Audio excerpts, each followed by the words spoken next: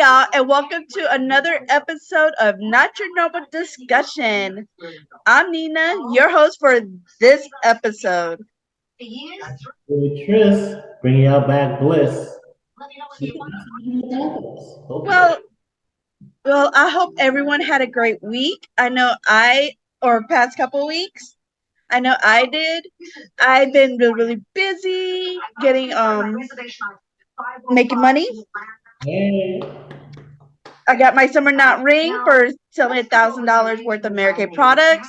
Hopefully, I'll be getting a lot more in the next couple of weeks, so I could either raffle off or do something with it.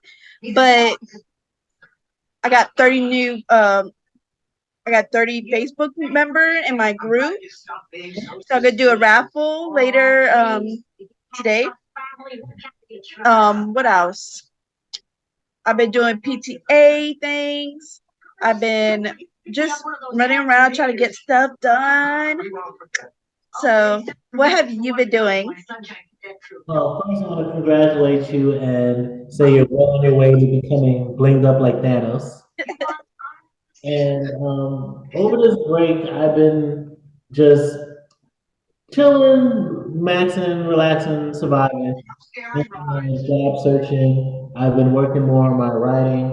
I've been working, like, I know if you've checked out the channel, Holy Blown Jabronis, it's been a little empty. I've been working on videos, but you know, like how when they tell you, like, MC, like 2.5, I'm like in that phase right now. I'm recorded way too much, and I'm still getting that. So you made Titanic movie shows. Like, I like to react to stuff and like record my reaction. And I may have recorded a little bit too many. Like I have an hour and 40 minutes to try and do as part 1, part 2, part 3. Even that, because like it's all in one section. But enough of that, right? We'll get into that later. But beyond that, just been working on things and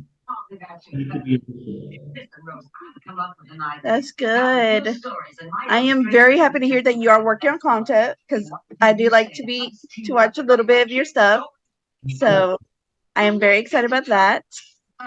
So for this week, it's just going to be us two. So we're going to do something a little different. But our topics for this week is, did midterms play out the way you expect them to? And do the result make you feel more or less excited for 2023 through 2024? And another one is, our other topic is, what is your favorite song and why? Which lyrics or the history of the song make you think or give you memories? So I cannot wait to get into that topic. Yes, yes. But first, you know what time it is. Let's take a break and we'll be right back. Remember,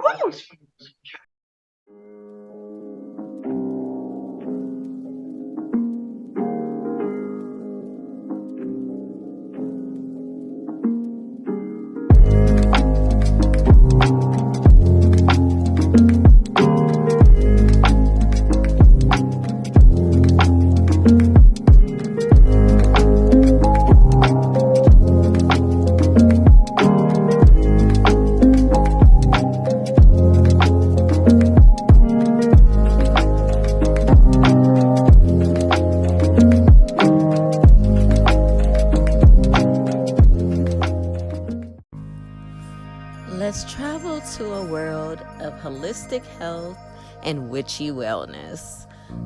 Wild is a homeopathic-based business that strives to provide high-quality, handmade essential oil and holistic products. Our goal is to supply you with your everyday essentials, whether you are on the go or relaxing at home.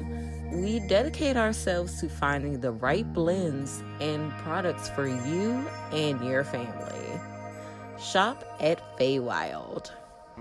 A to Z Creations is a Black woman-owned business that creates customized items such as rolling trays, clothing, tumblers, glasses, bags, jewelry, and more.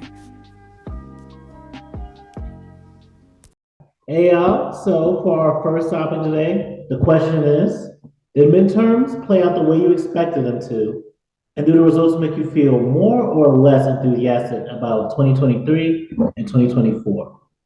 So, I don't know about y'all, but for me in my house, I wasn't exactly, it's a weird thing. It's less worried, it was more just like, oh shit, here we go again. I thought it was just, they told my red wave. I guess we're fucked. I guess it is what it is. It's been one of those kind of years where you hear more and more about people complaining about everything from a quick gay kiss in a Lightyear movie to the Matt Walshes and Jordan Petersons and Andrew Tates of the world running laps to like the Christian nationalism. So I was not expecting good things. But of course, the young people came out in droves. They made a difference. They voted. And you know me when it comes to voting, like on one hand, I'm like, these niggas, they'd be like, yes, let the Republicans fuck shit up, and we don't have to do anything but say we're gonna try and make them not do shit as badly. But I do feel encouraged at least that, I was really worried that people were just gonna be like taking it in stride, like, okay, you fucked us. I guess this is a new normal. But like people are mad. People are upset. People want to fucking push back against this, attempt to pull away our rights. And I hope we capitalize that because I was seeing something not too long ago where Marianne Williamson was talking about how Democrats shouldn't take this as a win. We should take this as a reprieve, like a stay of execution. And so now let's actually deliver for people and actually fight for them so they're encouraged to continue to vote. And I hope that we can educate and encourage more people to do more than just vote, but organize so that, we don't have these fuckheads just turn this country into fucking Handmaid's Tale. Oh, I was about to turn over to you, Nina, but I'll wait till you get back. But yeah, just like I said, the fact that some of the craziest people are running like Herschel Walker, and like that race is still going, but they got like a little bit of a majority in the House, but not as much as they thought they were. And in the Senate, something that we had all just taken for granted was going to go possibly to them by as much as like 3 or so seats. Democrats have that now. And it shows how much they overplayed their hand, at least to me. But what do you think, Nina? So for me, okay, so I'm gonna tell y'all something real quick. So about 2 weeks ago, because I am still ticked off that they took rights away from females about their body. But then it started to, and I was like, well, this is the new, unfortunately, norm. They're going to take our female rights away first before they take away the males. Or, the color first, But my thing is that, so I was watching Grey's Anatomy 2 weeks ago, their episode, it made me cry really bad. It hit me really hard. That I had talked to Leah and tell her, like, you're lucky you live in this state, but do not go to these other states because I'm afraid you're going to die. So what happened was, in the episode, a lady, she went to the hospital and she ended up having to need an abortion. Okay. Needed it. Not what, needed it. The baby was actually growing on the scar of her old C-section. So that means it's outside the uterus. It is not supposed to be growing where it is. Damn. So it's putting her life in risk. So she's like, so Bailey and I forgot the other lady, they drove from Washington to Idaho to pick her up. I think it's Idaho, but from another state, pick her up to try to take her back so they can do the operation because it's legal there. Her original doctor would not do it because then they're gonna get their license revoked. Mm. She was talking about her daughter having her birthday the following week, and she's excited. She got the party, and she just got to make the cake, and she's so happy. Her daughter's about to be 6, and her body rejected the baby. Mm. She started having a miscarriage. I don't know if some people know, but when you have a miscarriage, you bleed a lot. Your body's trying to get rid of it. Everything that has to do with it. She was in a car, and one of the doctors, because Bailey was driving, the other doctor was hand deep trying to get her to stop hemorrhage. Mm. She's bleeding all over the van. And then she coded. Yeah. The thing that scared me was the fact that she was like, "I'm not ready. I want to see my daughter birthday. I want to see her grow. I want to see her this. I want." And she's like telling us like everything she's missing because she could not have this abortion that she needed. So that really, and she died on the side of the road because there Yeah. was traffic and they couldn't get to where they need to go to save her. And um, dang, I wish I remember her name. Not Bailey, but the other doctor. She got mad because the police finally came to, and she's like, "I am sick and tired of this. This is fucking bullshit. I have been taught for many, many years to use these to save lives. You guys are tying us. You are telling us that what we have learned and put into practice for many, many, many years, still go to school, still just this, to remain constant, to know what we were doing. But you guys sitting on a dang chair, never went to medical school, is telling us, no, you can't do that. You are risking so many females. And it's true. Like, and that's why, like, I really don't have hope for our government right now. And it's not just because of that. It's just if they could turn this back and we fought sorry, because I was not born yet. But like my mother-in-law, she's pissed. She's like, we fought hard. We have fought so hard and we saved so many females fighting this to have the choice. Does that just because I believe that I have a choice or I believe in females having choices, doesn't mean I'm gonna go and have an abortion tomorrow.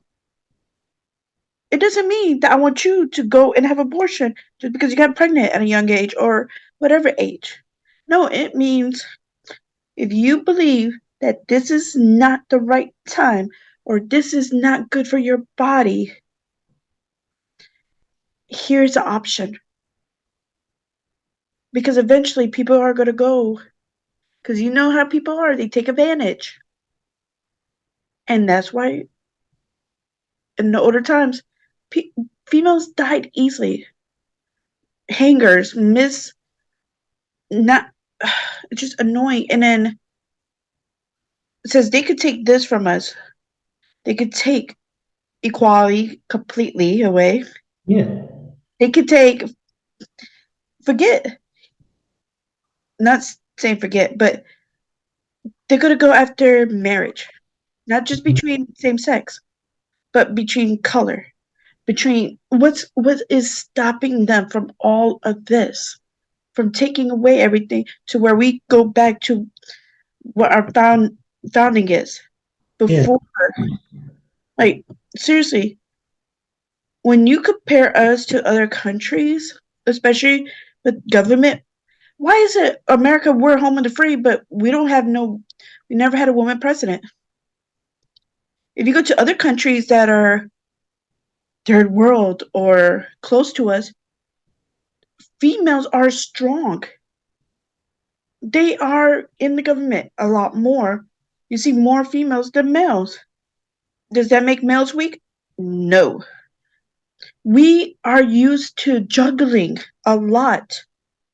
We are used to, I'm not saying all females are not like this, but it's really is when the interest is in favor of the people or in favor of our kids, our family, our country, we step up.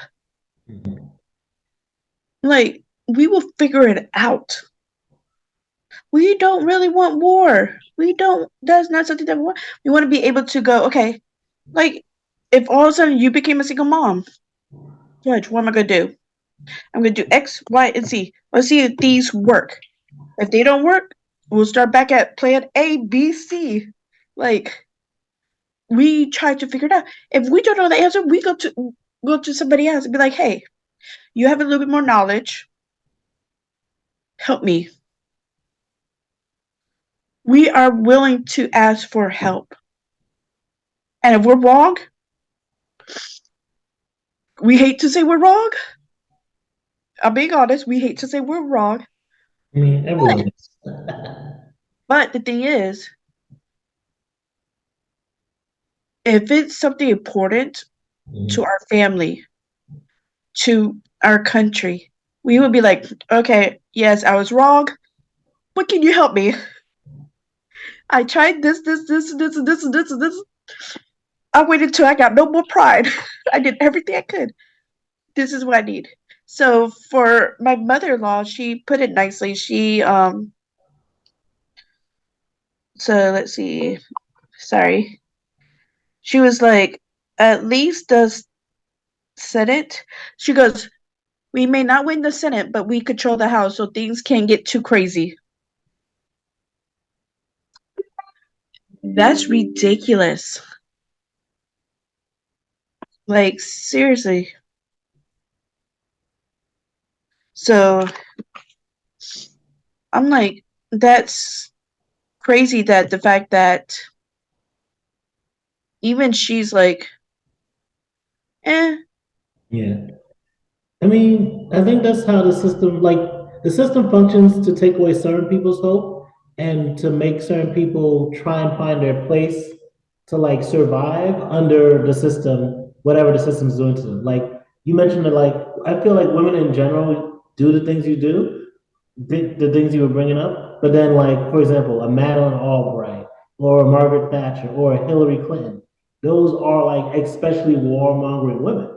But why? They sought power in this male-dominated patriarchal system, and they said, "It's listen. If I'm going to get power like the boys, I got to play like the boys." Look at Clarence Thomas. He's black in the Supreme Court. Once upon a time, some black people would probably consider that a win for the race. Like, oh, we made it as high as Supreme Court. And yet he's the one who's pushing for all these things that is affecting our rights and is going to affect people of color the most. Anything that's going to affect, like, for example, there's white women who are affected by the decision to get rid of abortion. But who's going to be affected even more than your typical white woman? It's going to be poor women and women of color and black women. Like, black women already have such high maternity fatality rates. There's already such high black infant fatality rates and all these things. And you would say, oh, if a black person's in there or a woman's in there, they should be looking out for interest. But their focus is power, their focus is money. And that's why, like, I want us, because we do have a mutual interest in, like, hey, if healthcare is better, less women will be dying, less children will be dying. We would be better able to take care of ourselves. We would be able to go to doctors sooner. We would know when we get pregnant sooner. And if you look at That even with the doctors, even if you're a Medicaid or Medicare, some doctors won't take it because the government is dripping them off with how much they're actually going to make or if they're even going to get paid for the services. And I'm like, because when I was on it, well, back, um, I had my regular doctor be like, I'm sorry, we can't take your insurance no more. I'm like, why? The government's not giving us the amount that we're supposed to be getting, or they're dripping us off even more. And I'm like, but you have a contract with the government. They should be paying, for me to be taken care of. Like, if I died, who's gonna take care of my kid? Like, that's why, like, with certain things, when people are talking about, like, oh, you must be super poor because you got Medicaid or you got Medicare, or you should be grateful that my tax pays for it. I'm like, I work too. Like, my taxes go into it too. But it'd be cheaper to pay for my medical expenses than to pay for however many years that my kids are having to go through the system. Plus, you know, so and usually when you're poor, you don't got one kid, you got like two or three because most of the time you can't afford to get the abortion that you need, or you keep it because you actually love kids. And that's why I think, like, I don't know, I'm ready to just jump to another country, be like, let's try this one. Let's hop. But even the same business, like when it comes to corporations, you see like a lot of the same practices are spreading to other countries. Where like look at like England, for example, they didn't have to worry about medical prices before, but now their healthcare systems being privatized, and slowly but surely, more and more of their services are costing more. Like I think they still get a lot of their services for free, but now the people in the government are more aware of what this is being cost to the system. And so it's going to start looking more and more like here. And I think Canada, as great as like the drugs are for free, like they're much lower. I think the Canadian government is also looking to like privatize their healthcare system as well. And so, that also is going to start It's slowly. funny because when you said prescriptions, Mhm. so I have to take metformin for diabetes. Metformin is very expensive here.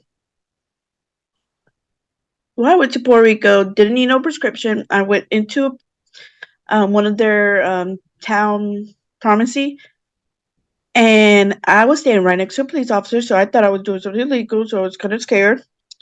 And I'm like, I need metformin. They're like, okay, how many do you need? Do you want a big bottle, small bottle? How many mgs do you need that's in it? Okay. I'm like, can I get cream for my psoriasis? Because that's expensive too. Oh yeah, okay. Which one do you want? You want the small bottle, the small container is like $16, or you get the huge one, which is almost three of them in it, for 30. I was like, I don't have insurance. I'm thinking this is, insurance price. They're like, no, this is regular price. I was like, how is it that I have to go travel to another country to get cheaper medicine? And at the end of it, I was able to get close to at least 6 months worth of metformin.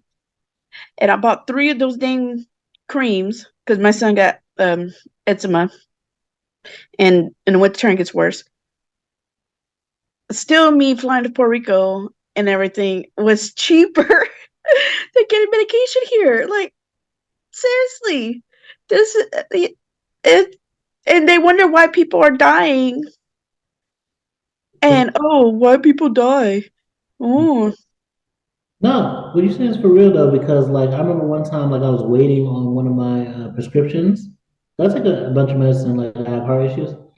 And I was waiting for one of my prescriptions to get cleared, and I think the pharmacist or doctor, can't remember at the time, they told me that the drug was like $800. mm. So I'm like, bitch, I'm out here looking for a job and all that, but I'm like, nigga, do you mean to tell me that if I get a job, then I could like somehow have to pay that much for? So what? Fuck me then. Like that, that's all of them. So like, Because even if you pay for insurance barely pay anything. Like my son, Jackie's in speech, and I thought he was covered, for all at least 52.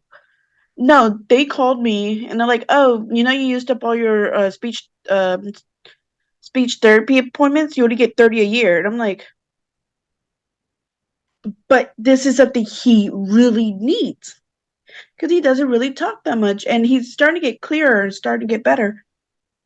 But you're telling me I have to pay out of pocket $215 for less than 30 minutes, about less than an hour of him being there. And I'm like, that is crazy. I'm like, what was your regular amount? $285. I was like, oh, I'm sorry. They're like, do you want to cancel for the rest of the year and wait till January to when your benefits come back? And I'm like, what's the fact of me paying all this money for insurance? Yeah. If it doesn't really cover anything. Yeah, it's especially bad in southern states, but like all states have some kind of bureaucratic bullshit like that, where it's like again, it's since they privatize so much shit and it's all about profits for them. How like remember the whole Twitter shit recently, where I think Eli Lilly, that company, someone paid for the verification, pretended to be that insulin company, said, "Oh, we're giving insulin free." And that instantly dropped their stock and it made them lose billions of dollars because again their investors are like bitch, we ain't out here to save lives, we're out here to make profits off of people potentially dying. And the way the system is set up currently, it's so that there's constantly people who are either afraid of being poor or poor and held back, so they have to take, like, even with the whole thing about like, oh, let's fix the whole hyperinflation and potential recession by like raising interest rates, so people are getting paid less and they have to just take whatever job, and they can't all this wave of like Starbucks and other people for like unionization and higher raises. We can crush all that. Like I forgot what bank it was. It was either Chase or Bank of America that said they were hoping that the inflation would hit workers harder and like make them Probably Bank of America. Yeah, because they do that grimy shit. But yeah, that's what I'm saying. Like, it's great. I'm glad that like I'm so surprised because I was just hearing for weeks just talk about oh, voters care about the economy, blah blah blah, and it's people just want to be okay, and so people are gonna like if things are okay, all right, I'm gonna live my life. But I want us to like start educating ourselves so we can educate each other, so that like we can vote better, but even better than voting, we can continue to like organize in these different ways, so that like a lot of people, yeah. they don't get the information they need because especially around election time, they're mudslinging. So you don't know what's true, what's not true. You don't know where they really stand or they don't stand. Yeah. Unless, you one of those people that follow politics like you. Like me, I'll be like, okay, so who do I vote for?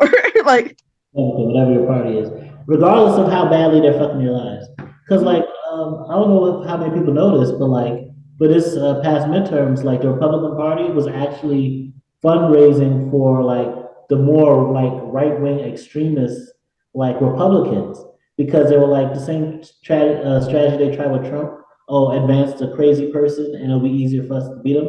It didn't work then, but it worked this time. I'm like, bitch, if you like Herschel Walker can still get in the door in Georgia, and Georgia already has enough bad shit going on. They don't need a Herschel Walker, his fake police badge in there, and it's like, bitch, if you try that again in 2024, you fucking crazy person, stop. Because even if you beat most of them, that's still people's different states and different cities. Have you heard of what Donald Trump is supposed to be announcing something huge? Yeah. And a lot of news are thinking that it's going to be him running again. And I'm like, I don't want a Oompa Loompa Cheeto looking guy. To be honest, I'm more prepared for the fuckery of Trump, even though with him comes all the crazy people, than DeSantis. Like it's both bad either way. Because DeSantis, like you see how he like Florida was the one place where Republicans did incredible for the midterms, and like it's propped him up so much more. And he's been a lot of that fucking culture war shit about against trans people, against critical race theory, the COVID lockdown shit. Like he's been playing on those things that like the Republicans like. So if he was to go like, let's say something happened to Joe Biden and like it was him versus Kamala Harris. Oh, don't get me started on this Venn diagram. It's a wrap for us. Just against Joe Biden, Joe Biden, I can see him being like if it's Trump and DeSantis in a fucking primary, I'm seeing Trump smashing DeSantis, and I'm seeing Biden on his like last legs, on his last. I'm seeing him beat Trump. But if it's DeSantis, oh my God. Biden doesn't have enough breath in his body to beat him. And Kamala Harris is gonna be like, and stuttering and shit and just looking crazy. It's not gonna be good. So like, but even if a Republican never gets into office, like for the president, the White House, there's still gonna be cities and states and different towns where more and more of these crazy people are gonna get up there. So it's like that's why I'm like, yeah, even if it's Democrat forever in the White House from now on, still we can't take our eye off the ball. Still we can't take for granted that shit's gonna get better. Because the whole thing is they constantly slide shit back and back and back. And then the Democrats are just like, okay, we'll hold the line here a little bit. But the shit is still going back. It's just like more of a wave, but the shit is still always going this way. Just three steps back, maybe one or two steps forward type of energy. True. But you have anything else to say before we move on to the next topic? No. All right.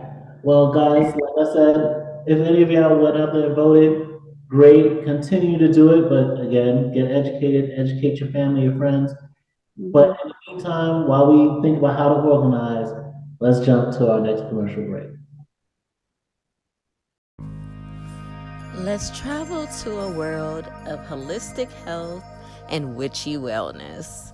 BelieveNewYork is a homeopathic-based business that strives to provide high-quality, handmade essential oil and holistic products. Our goal is to supply you with your everyday essentials, whether you are on the go or relaxing at home.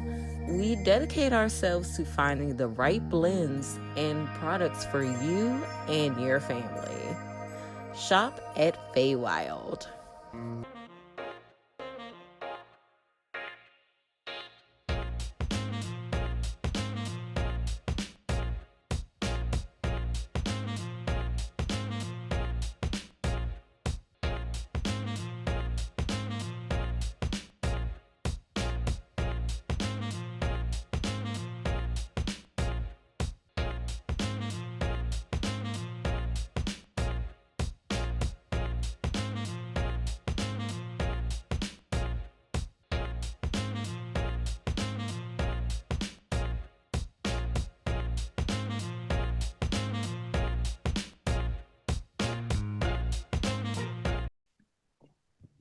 Hey y'all, welcome back.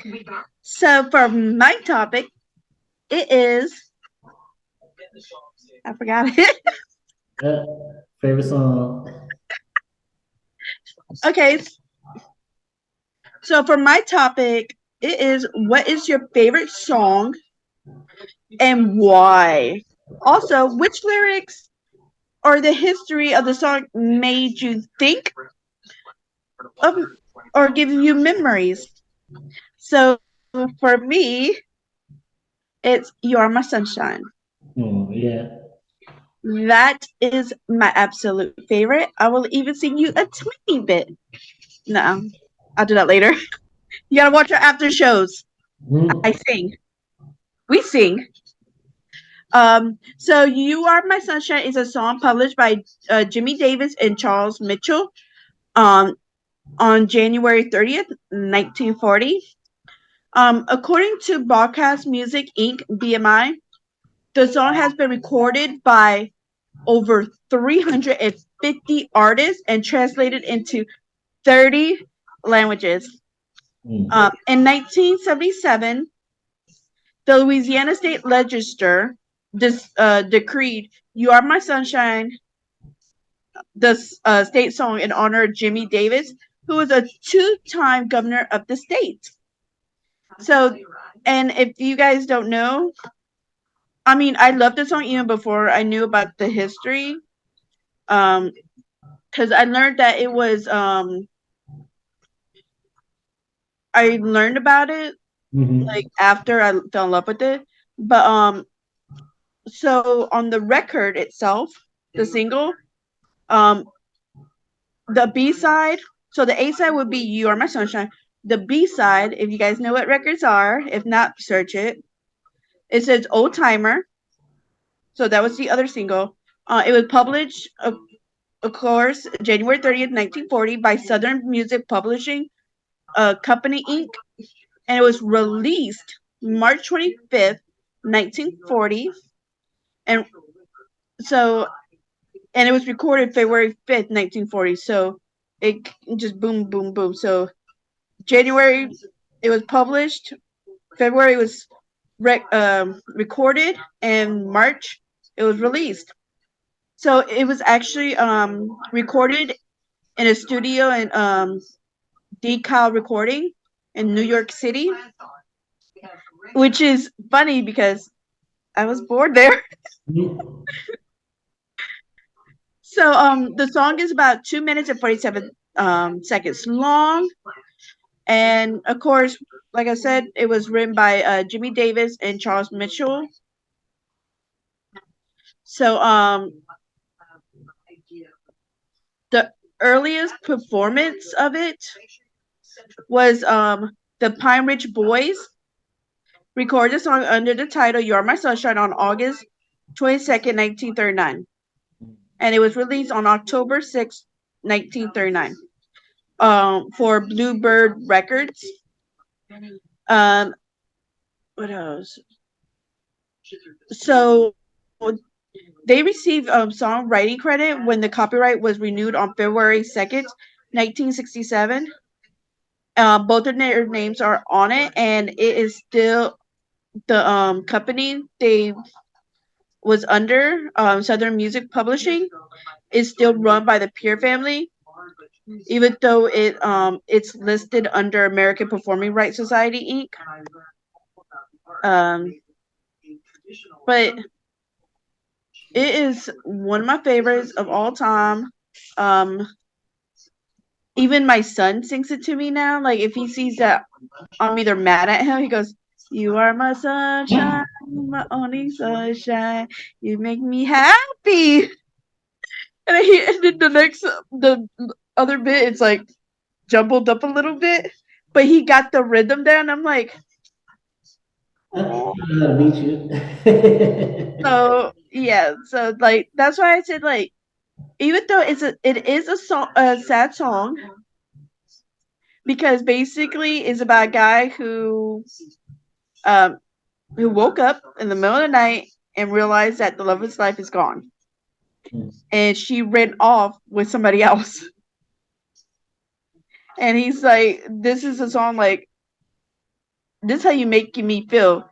You were my sunshine. You were the one. You made me, when anytime I felt bad, you could always make me feel better. Mm. And then one night I woke up from being scared, and I realized that you still weren't here, and I cried. And I was like, that's so heartbreaking. So what is your favorite song? Why? And the history. Well, I don't necessarily have a history of my favorite song. I actually have a history of like a hymnal I did for church this past weekend. That's kind of interesting. So I might go into that. But I want to list like at least like I'll list one favorite song, then I'll do the history of the other song, and we can talk about a couple other favorite songs. But you just reminded me of one of my favorite songs of all time that I completely forgot about. Gregory Porter's "Be Good" Lion song. I don't know if y'all ever heard of him or heard of the song, but it's a great song. He's a great artist. Check him out. Some of his favorite songs of mine are like "Insanity" and "Overrated." But we with the song "Be Good," it's sung like a lion trying to. He thinks his name is Be Good because that's what the what you call it, the zoo instructor, the lady that he likes, always calls him, and he's trying to think of how to impress her and let her know that like he talks about he trims his mane, he brushes his hair, he does all this, he's good, he like Oh, he'll be good because he wants her to know that he cares and he loves her, but I like the kind of the sad irony of the song that like he doesn't realize she's saying be good because you're a dangerous lion. And the whole time he's trying to show her that he's trained, he's safe, and that he's a beautiful lion and like pet me, brush my hair, and show me love.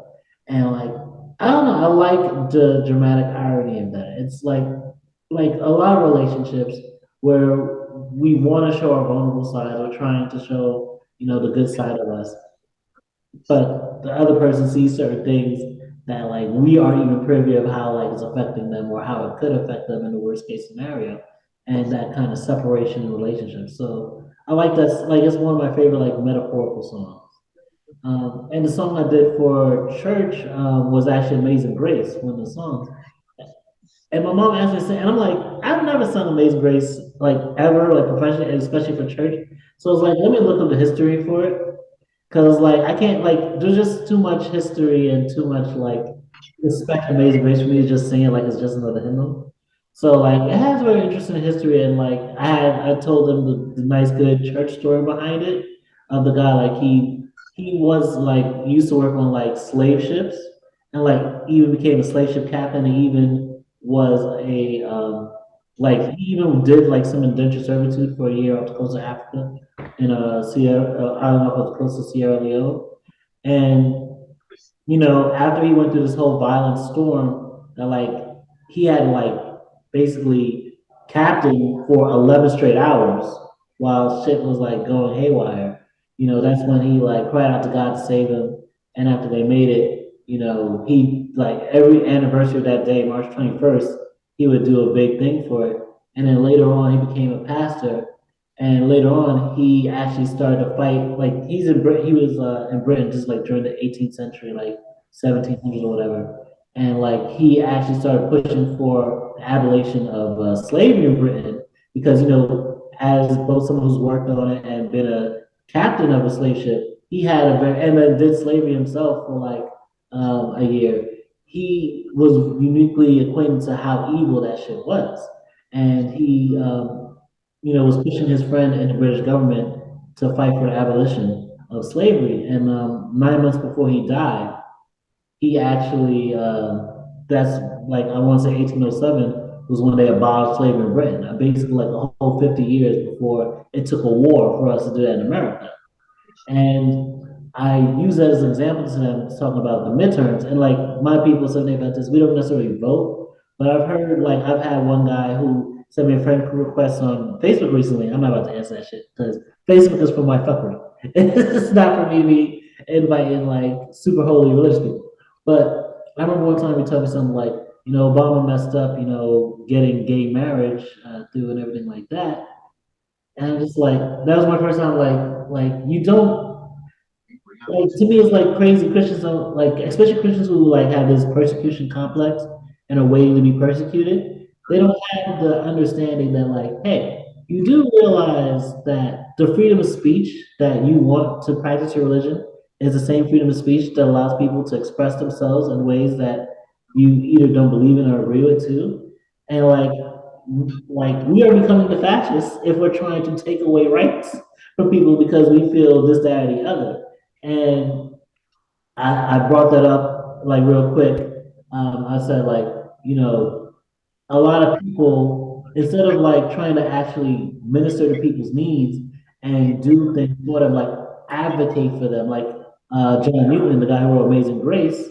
Because it's funny because Amazing Grace was sung in the South as a Negro spiritual with a whole different melody and it has a whole different energy. But that connection to that fight against slavery and everything like that, it still endured for it to be a song that was an anthem for the civil rights movement, a song that was played after Nelson Mandela was released from prison in South Africa, and a song that was played after the Berlin Wall fell in Germany.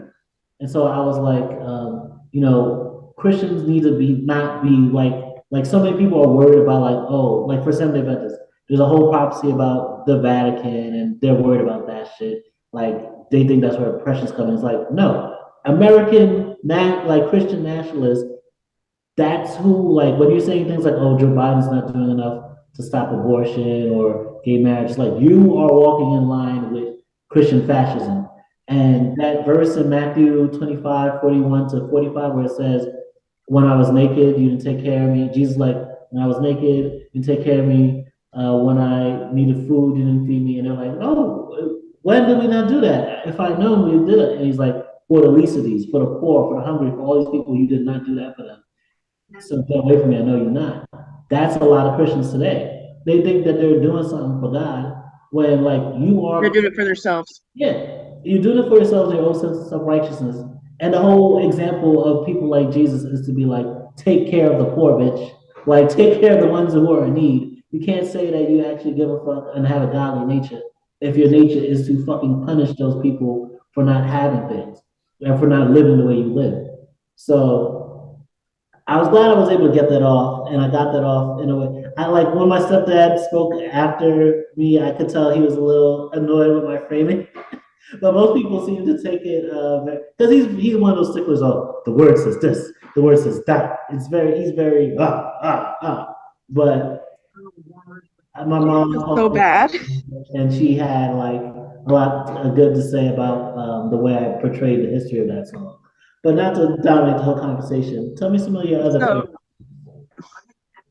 I feel so bad and dirty now. Why? My second favorite song is that I'm not putting this in order, so don't think because I'll say the next that it's in order. Um, it's called "A Little Piece of Heaven" by Uh, Ben Sevenfold. yeah, I like And the picture of that. it's one of mine and Jane's favorite song. Yeah. Only because the beat Mhm. and the way they um portray the song, it's funny. It's not exactly funny, but it's like one of those, you know how there's songs where you're like, ooh, you shouldn't like it because of what it says, Yeah, but it you has. do. So basically, this guy, he's so obsessed with his girlfriend, and he was afraid that she was going to leave him. And before she does, he kind of, and then after that, he realized that he still loved having doing things with her. And so he bought a heater. He bought a heater for her thighs, Mhm. and then she comes back from the grave Ooh. and she's like, "We are going to be together forever." And then And he's like, "It's a really, it's a if you're good." fucking a corpse, you might as well take that as you're a little piece of heaven for real.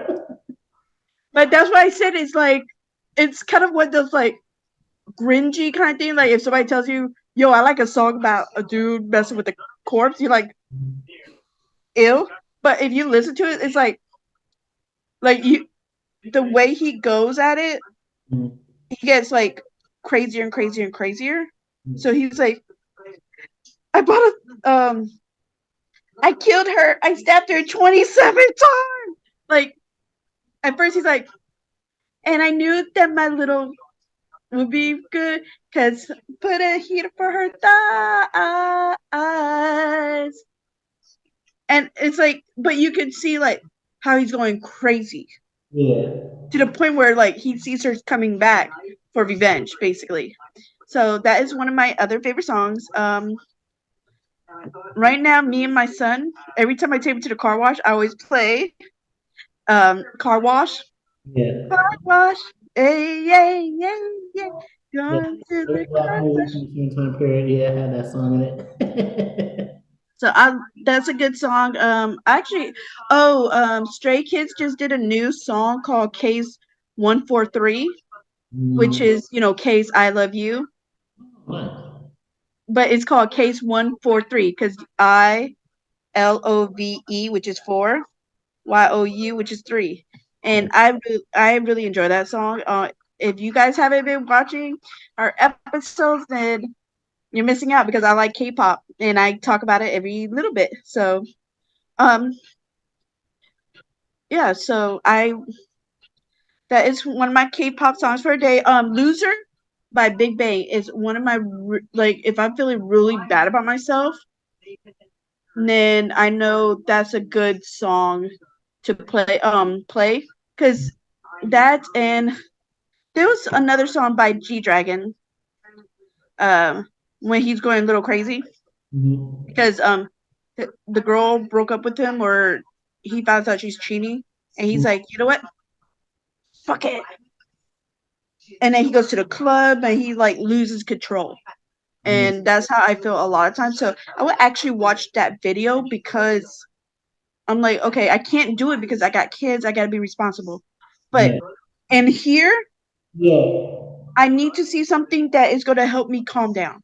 And him being able to do what I want to do at that moment, it kind of like, okay. And if the kids ain't around, I'm like loud, jumping up and down, going crazy about it. But yeah, that is one of my favorite songs. I have a lot, but look up G Dragon. A lot of his music are really good. Especially when that's his solo. When he's in the group with Big Bang, is good. There is a Vice by Tangyong. I might be saying that wrong. No, I might have the wrong person. But Tangyong is good. It's called Vice, and it's about stop giving me advice because it's no good. I don't need it. Like, don't tell me if you're not gonna follow your own advice. Are we talking about Tank from TGT? No, from Shine. No, is it Key? It's from Shiny. He's from Shiny. Fudge. He's in the military right now, and it hurts my feelings because his music's really good. This is still K-pop artist. Yeah, it's still K-pop. Man, they put all their people in the military. Jeez. No, it's because in Korea, once you hit a certain age, you actually go into the military, and it's not like how we think of boot camp. It's like they got different jobs, so they will actually go there and they'll do their service. So some of them can have like desk duty, but it's all the guys. K-pop boys are gonna come back just buff as hell. Yep. In 2-3 years. And like, you know how much money is gonna be for the return fucking concert from when they come back from tour and shit? Oh, some of them are buff, but a lot of them go in like when it gets closer to like 30, because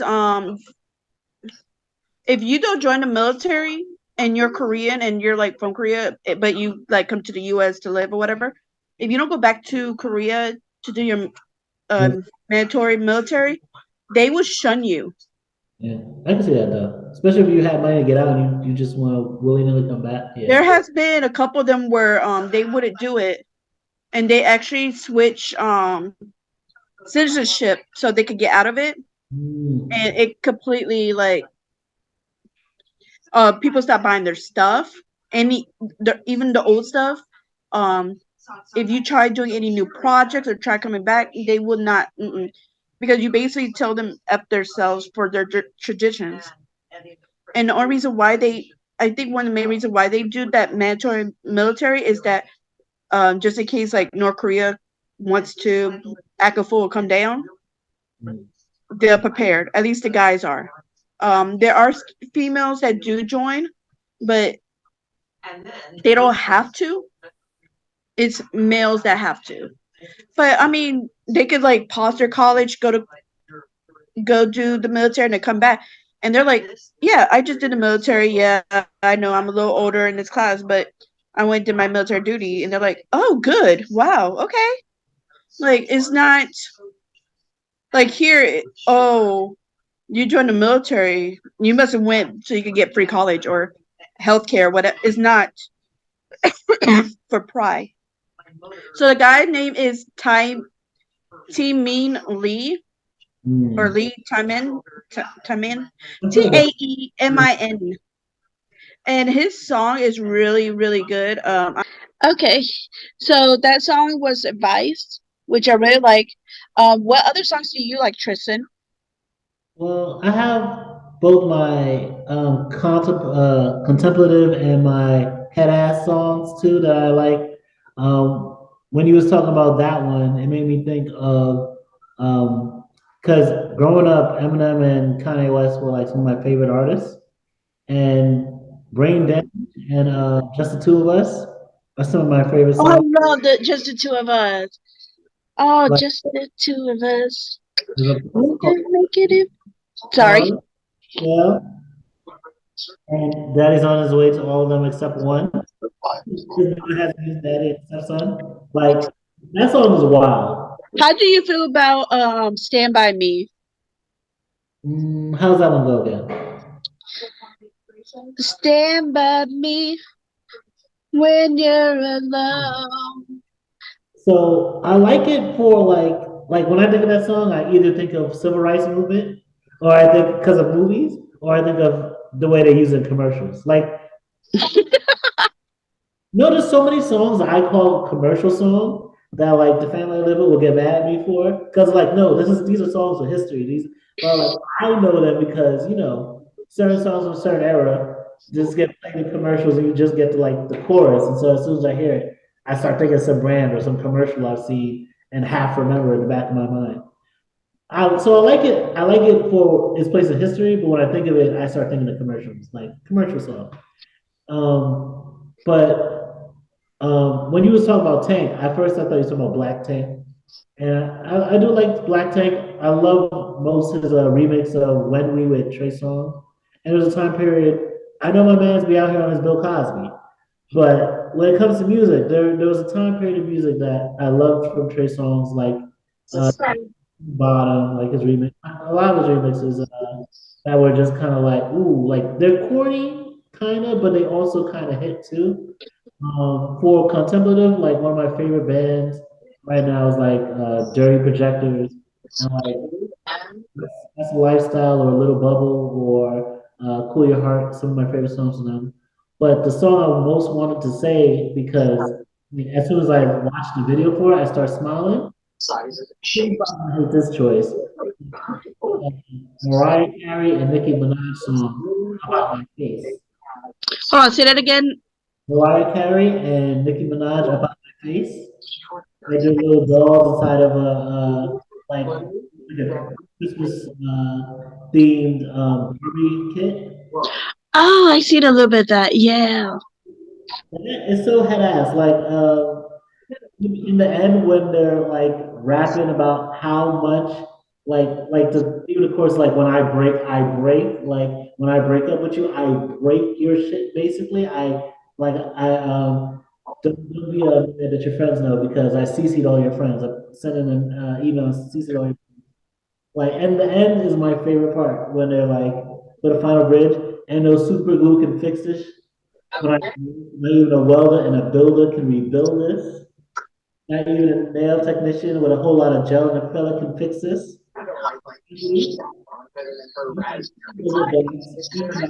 University class 2010. If you listen to it, like the song stops and just hilarious. I can't hear you. Okay. You keep going in and out. Oh, can you hear me better now? Mhm. Okay, no, but yes, listen. If you was never in that song before, listen to Mariah Carey. Mute yourself. Yeah, listen to Nicki Minaj, Mariah Carey about my face, and we know like they went on to beef after that with the whole was it not American Idol? Was it? So you think you can? What a motherfucking actually it is probably American Idol. So we know like the relationship didn't stay great, but that song, like, it's iconic. Like the video is so head ass. I love it. Like that. When I need to smile, that's the song I put on and just watch the video and just sing along. Because especially the final bridge, it is the best. So I have one more song that gives me memory. Okay, a couple of extra songs, but this is the one song that everybody I think likes. Bohemian Rhapsody Yeah. by Queen. Oh, I could sing all the parts and hit all the notes. Mm. And it's my to go for karaoke. But other songs that I do enjoy is like the Spice Girls from the 90s, Backstreet Boys. Did not tell me anything about NSYNC. I did not like them. I did not care. I am a Backstreet Boy girl. I got tapes and I got posters with their signatures on it, like hardcore. Yes. I was so hardcore about it that my mother, she after 9/11 happened, Mm. she told me that Brian, which was my favorite person, from the band died in the Twin Towers. I cried my heart out for days. All you heard was me play Backstreet Boys in the background and just crying. And then, like, a couple months later, when I finally calmed down, I was like, okay, he's gone. I can move on. Ish. I see him on a freaking TV Oh, she was lying. doing an interview because they got back together. And I'm like, Mom, there's some ghosts. And she just started cracking up laughing. She goes, girl, there's no ghosts. Like, but you told me he died.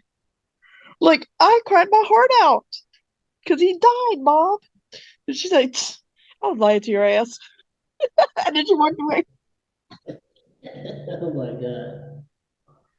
Yeah, Oh, that's wild. That's wild. oh yeah. And then with Spice Girls, my like I was obsessed with them because I never seen really different like colors together of people. Because I was very military family or military mom. So I only lived in New York for a month after I was born, and then I moved to Puerto Rico. And you gotta remember, at that time there is no internet like the way it is now. Then I moved from Puerto Rico 5 years or 4 years later to Germany. So Germany, they ended up getting they finally got Heartbreak or Don't Break My Heart, and they got Jackson 5. So I'm thinking Michael Jackson is about my age. Yeah. In the 93, I think it is. Yeah. So I'm thinking, oh, okay, this is good music. And then when I moved to Louisiana and the Spice Girls came out, I was like, oh my gosh, there's girls. They can sing. They're different. I don't see, Barbie type or a black type. There's actually every color. And they got different personalities and they're different than each other, but they're all friends. And it really got me into liking them because I'm like, okay, it's okay for me to be strong. It's okay for me to be girly. It's okay for me to want to act like a baby one day or be sporty. It's okay. I am okay. I am allowed to be whatever I really want. And my brother, for my birthday, I put Scary Spice on their way. And then on my birthday, I had enough money to take her out. My grandmother sent me Baby Spice. My brother took my Baby Spice, and he did just, you know how like with Barbies, if you break the head off, you can kind of put it back, but if you break the neck part, I just got her. Just opened her out of the. I didn't even want her out of the box, like. And my brother. Do you want to know how much I love Spice Girls? I kept that doll in a container in my Barbie box. That way, I always had her, no matter what. Yeah, I was crazy about that. So I am glad that my taste in music has evolved. But I really hate a lot of the new music. I hate it because it doesn't do nothing for me because they're not telling a story. It's all okay. Do I have more clout than the next singer? And that's what it seems like is going towards. Like, do I have more clout? Can I, you know, have better sex than the next person? Am I doing more drugs than the next person? And it's like, that's not what I want to hear. I want to hear what's going on in the world. I want to hear like what really happening in your area, not this makeup. Yeah, in the gang. No, dude, you're from Idaho. You're from Ohio, like the middle of Ohio. I mean, Like, some parts of Ohio, some parts everywhere got some. but what I'm saying is like, don't say you're from you're the king of New York, Yeah. and you know you're from Kentucky.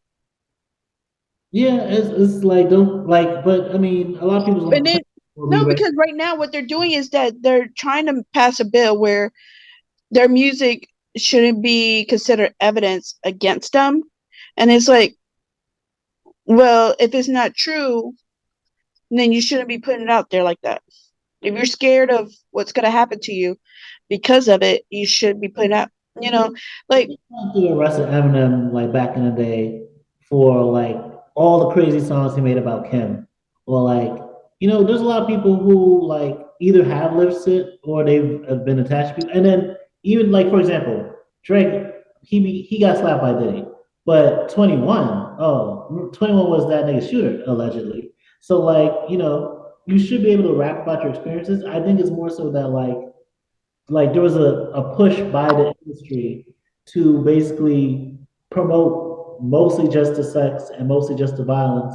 And remember, there was also a political and like empowerment arm of hip hop and other songs like that as well that was underfunded and they didn't want to pay into that because it wasn't as commercial. I wouldn't say I hate music of today. It's more so like for example, I like certain songs from Mariah Carey, but like all of her music isn't for me. So like I can appreciate the song, but I'm not gonna just regularly listen to it. If it comes on, I'm like, oh, I'll enjoy it. But and I feel like there's a lot of songs that like I might hear a song like Ice Spice, for example. I'm not gonna be just bumping Ice Spice in my ear and shit like that. But when I see it like a compilation, so I'm like, I'll listen to it.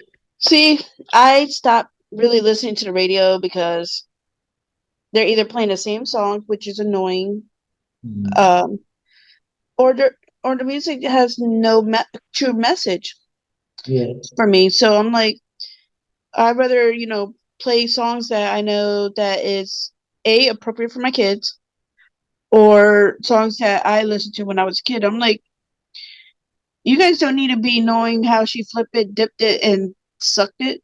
But I mean, Here's car wash. Like, but think about it. Back in the '60s, when they started making certain music too, like the parents back then, they were like, "Oh, what the fuck is this? What the hell is this?" yeah, Even but holding hands or swaying thighs, it wasn't as explicit as today. But then back there, they were like, "What?" that's So how I feel with some of the music. But at the same, like, I think you just gotta educate your kids too, because like the kids are gonna they're want it. they're young still. So like Leah, I can't control what she listens to, but I could influence her to listen to other types of music too. Yeah. So like in the car, I'll be like, she's like, I want to listen to my music. I'm like, okay, you put one headband, you can put one ear in, but I want you to hear what else I'm playing because I play a whole bunch of different songs. And she's like, okay. And then next thing I know, she's singing something about dip it low, shake it, drop it on the pole. I was like, But I mean, that's still kind of an older song. That sounds like tip it low, pick it up slow. I can't remember who that is. no, not that. Is No, it that was something else. newer And I song? was like,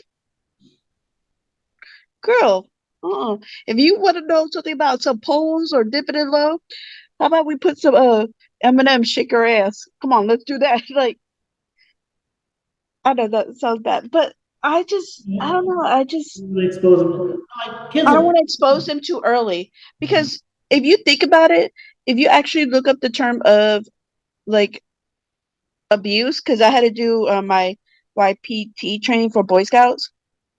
One of them is aware of abuse is actually um, letting kids or teaching them about sex, violence, stuff like that, especially at an early age where you can um, influence them. So that's what I'm like right now. They're still kids.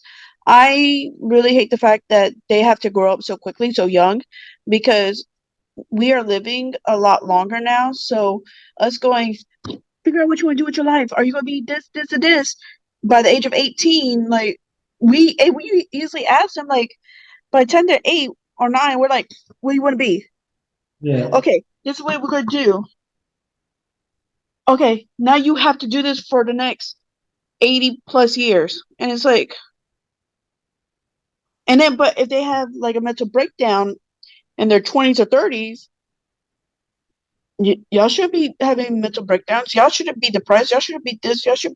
And it's like, but you're forcing us to grow up.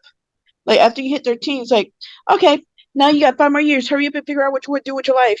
Where you gonna live? What college you're going to? That's gonna make you into debt. Yeah. Good job.